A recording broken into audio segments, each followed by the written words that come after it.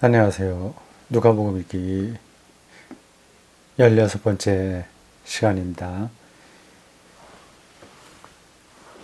누가복음 1장 27절입니다.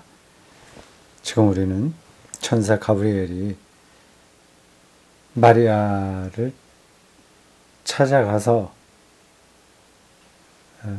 아들을 낳게 되리라는 예고를 하게 되는 장면을 읽고 있어요. 26절부터 38절까지 있습니다.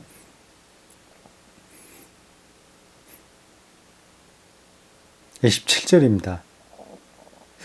다윗의 자손 요셉이라 하는 사람과 약혼한 처녀에게 이르니 그 처녀의 이름은 마리아라.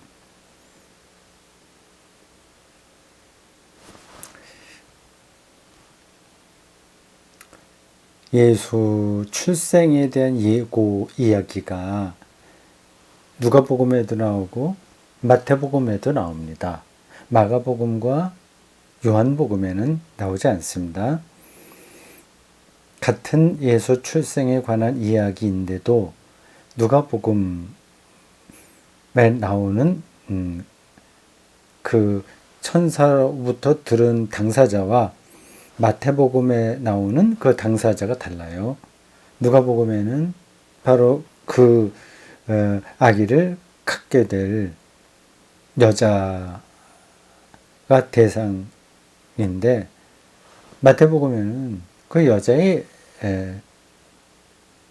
남편인 요셉이 그 대상입니다. 조금 이상하죠.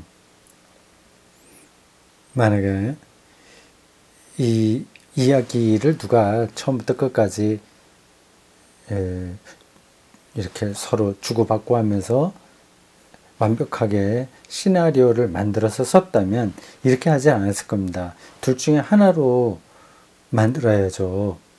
근데 서로 다르게 된 이야기입니다. 다른 이야기가 이 성경 안에 같이 들어왔다고 하는 것은 교회 밖의 사람들에게 기독교의 진리를 얘기하는데 좀 약점이 될 수도 있죠. 근데 그런 약점, 이거 뭐고 뭐 그런 것들을 초기 기독교인들은 그렇게 생각하지 않았습니다. 근데 이게 기록되어서 나중에 두고두고 많은 사람들에게 읽힐 거라고 하는 것을 글쎄요. 어떤 사람은 생각할지 몰랐겠으나 대다수는 그런 거 생각하지 않았습니다. 그냥 자기들이 경험한 것을 그대로 기록한 거죠. 경험한 것이기도 하고 이제 전승된 거죠, 말하자면. 예수 출생에 관한 그 전승이 마태복음하고 누가복음하고 다릅니다. 마태복음에 보면 이렇게 돼 있어요. 1장 18절에 있습니다. 마태복음에요. 예수 그리스도의 나심은 이러하니라. 이렇게 시작하죠. 그의 어머니 마리아가 요셉과 약혼하고 동거하기 전, 요 상황을 정확하게 묘사합니다. 약혼하고 동거하기 전이다. 정혼이라고 보통 얘기합니다. 고대 이스라엘에 이러한 관례가 있었던 것 같습니다. 법적으로는 결혼한 사이지만 동거하지는 않은 상태를 가리켜서 정혼했다, 정혼 관계다 이야기합니다. 마태복음 1장 18절이 그 상황을 가리킵니다. 마리아가, 그의 어머니 마리아가 요셉과 약혼하고 동거하기 전에 성령으로 잉태된 것이 나타났더니,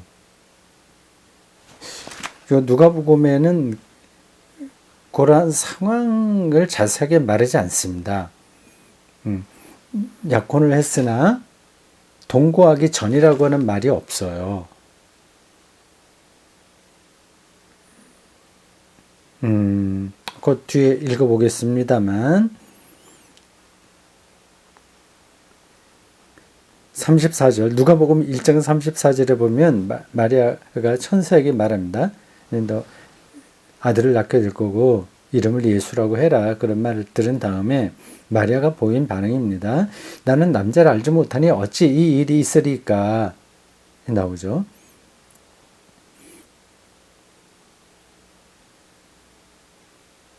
네, 그러니까 이 두 사람 관계가 약혼했으나 동거하지 않았다고 하는 그 상태인데, 오늘 마태복음은 이야기하지만 누가복음에는 이야기하지 않습니다. 근데 마태복음에는 마태복음 이야기하고 누가복음 이야기의 차이점의 또 하나는 이렇습니다. 마태복음에는 이 요셉이 꿈을 꾸는 거예요. 꿈속에 주의 사자가 현몽에서 그런 이야기를 하죠. 가브리엘이라고 하는 이름, 천사 이름도 나오지 않습니다. 요셉이 꿈을 꿨다는 거예요. 고대인들은 꿈을 통해서 신의 뜻을 전달받는다고들 많이 생각했습니다. 이 마태복음에 나오는 예수 출생 이야기의 그 유명한 이사야 7장 14절이 인용되고 있습니다. 이름이 임마누엘이라 하리라. 임마누엘, 하나님이 함께 하시다. 그 비슷한 뜻이 누가복음에 나오긴 합니다. 뒤에 나오겠어요. 자, 그런 차이가 있다고 하는 것을 좀 이해를 간단하게 설명했습니다. 왜 이렇게 차이가 있냐? 뭐 그런 것까지 오늘 우리가 다 이야기하지는 않겠습니다. 각각 따로 이렇게 전승된 이야기예요. 그거를 일부러 꾸며갖고 통일시키지 않았습니다.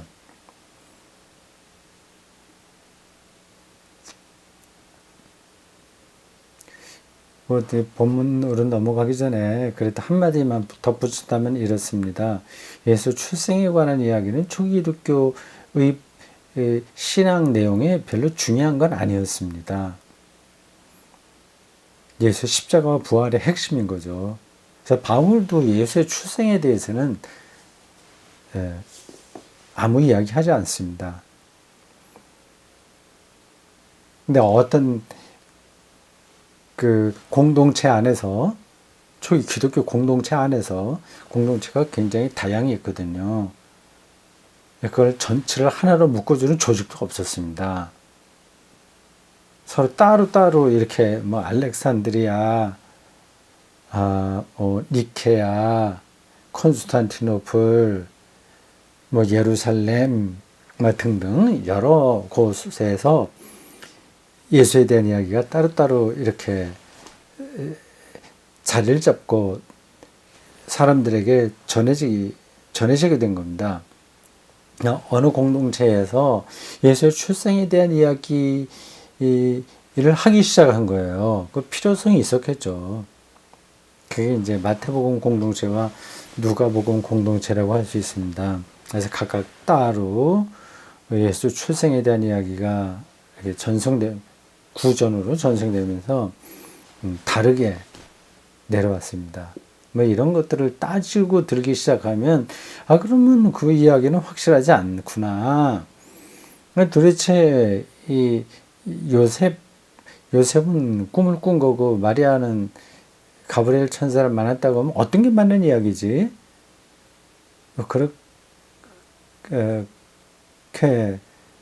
이상하다고 생각할 수 있습니다. 그러니까 더 이상 이야기하지 않겠습니다. 그건 이상한 문제가 아닙니다. 예수 십자가 부활, 그리고 예수가 하나님의 아들, 다시 오실 자, 그를 믿는 자는 영생을 얻고 생명을 얻는다는 가장 원초적인 신앙 고백에 근거해서 그 당시 사람들이 그 예수 그리스도를 아주 특별한 존재로 인식하는 데서 그 출생 이야기에 대한 요구가 있었기에 이런 이야기가 초기 기독교 안에 자리를 잡게 된 겁니다. 이 이야기가 예수의 어머니 마리아가 꼭 기억하고 있다가 나중에 전했다거나 또 요셉이 그걸 기억하고 있다가 또 전했다 이렇게까지 가는 거는 조금 너무 많이 상상력이 너무 많이 나간 거죠. 그래도 또 이런 부분에서 진짜야 아니야 뭐 이런 걸 따지고 들려고 하는 분들도 계시긴 할 겁니다. 근데 이건 그냥 넘어가는 게 좋겠습니다. 중요한 건 그 복음서에 나와 있는 이야기가 전부 역사적 사실은 아닙니다. 이것만이 아니라 다른 것도 있습니다. 그리고 이 복음 우리가 지금 읽고 있는 네 가지 복음서 외에 다른 복음서도 많이 있습니다. 그 다른 복음서에는 더 이상한 이야기도 많이 있습니다. 2000년 전 사건에 대한 기록이라고 하는 걸 전제하고 읽으셔야 됩니다. 그리고 이거는 어떤 역사 보고서가 아니라 특별했던 어떤 존재, 어떤 인물에 대한 신앙 고백입니다. 그 신앙 고백을 더 탄탄하게 사람들에게 이해시키기 위해서 어떤 다른 이야기가 들어올 수 있었던 거죠. 설명하기가 간단하지가 않네요. 그러니까 예를 들자면 뭐 오병이어 사건 같은 거 말입니다. 실제로 물고기 2마리하고 떡 5덩어리를 갖고 뭐 5,000명 이상이나 뭐 늘어나서 우리가 그냥 일반적으로 생각하듯이 물고기가 반을 띄어서 주는데 또 늘어나고 뭐 이런 방식으로 된 건 아니잖아요. 그러니까 중요한 건 물론 우리가 사실이냐 아니냐 하는 거는 계속 그건 탐구를 해야 됩니다. 그래서 보자. 시간이 많이 갔네요. 오늘 본문도 깊이 들어가지 않고 시간이 갔습니다. 일단 요 문제는 오늘 16번째 이건 여기서 일단 끊고 그 다음에 17번째에서 다시 만나겠습니다. 예.